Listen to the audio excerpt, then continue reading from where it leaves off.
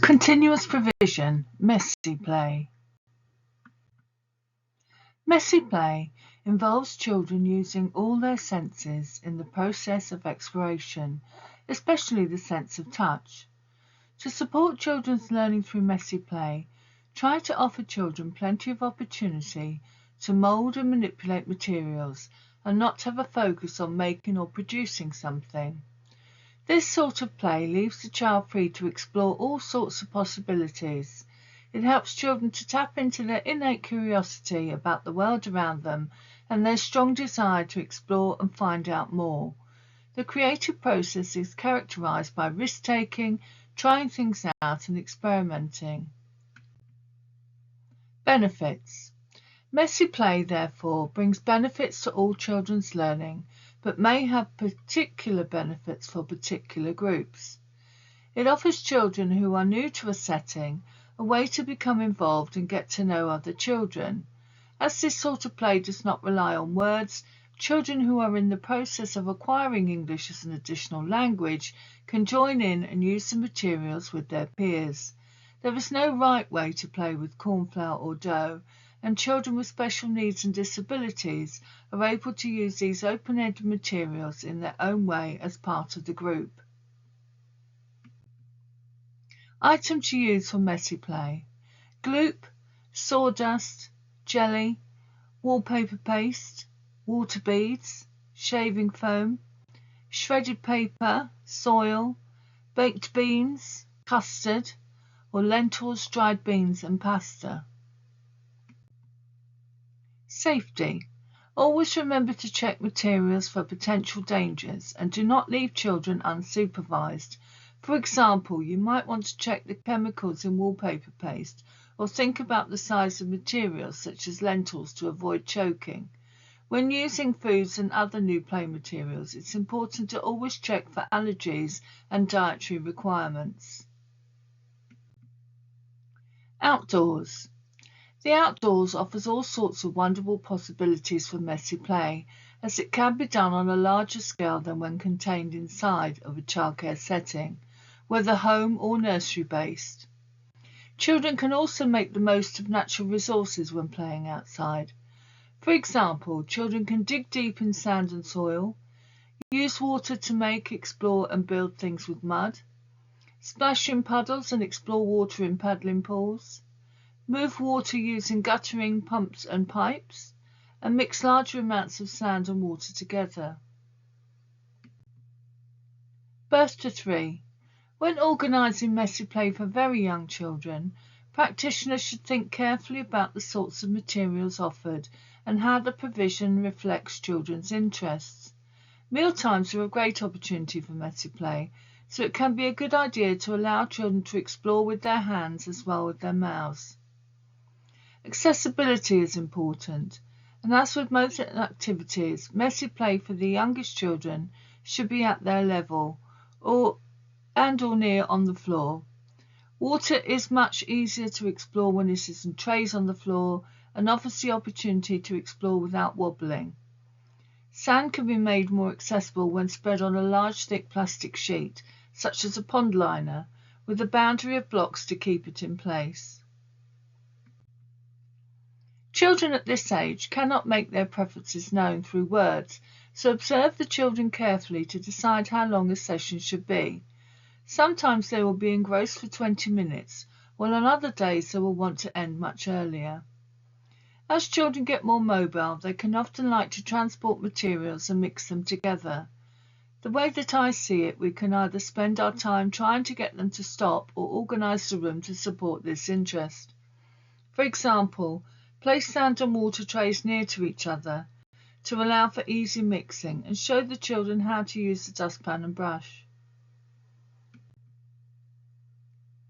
As children become more independent, they will start to use the taps, an endless source of fun and learning. Again, one way to facilitate this as part of children's day-to-day is to leave time for the children to play with the water as well as wash their hands when they use the bathroom. Paint can be explored with the whole body, and fingers are much easier for children to manipulate than brushes. builds plenty of opportunities for messy play into the daily provision to reflect the children's growing interest in this sort of exploration. Learning through the curriculum.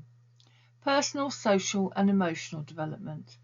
Messy play builds on children's curiosity and encourages a positive approach to new experiences. Children usually display a high level of involvement and can select and use resources independently. In messy play, children can develop concentration, problem solving and planning, and can enjoy seeing things through to completion. Working with others fosters self-respect and respect for others. It can help children to share, interact, observe others, and to understand that there needs to be agreed values and codes of behaviour for groups to work together harmoniously. Messy play also offers children opportunities to represent experiences, feelings and thoughts.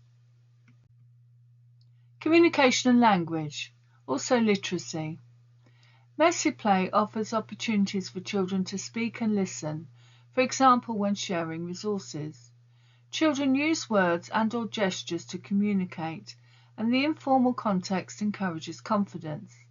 Such play provides meaningful opportunities for children to talk through activities, reflect and modify actions, negotiate plans and activities, and to take turns in conversation.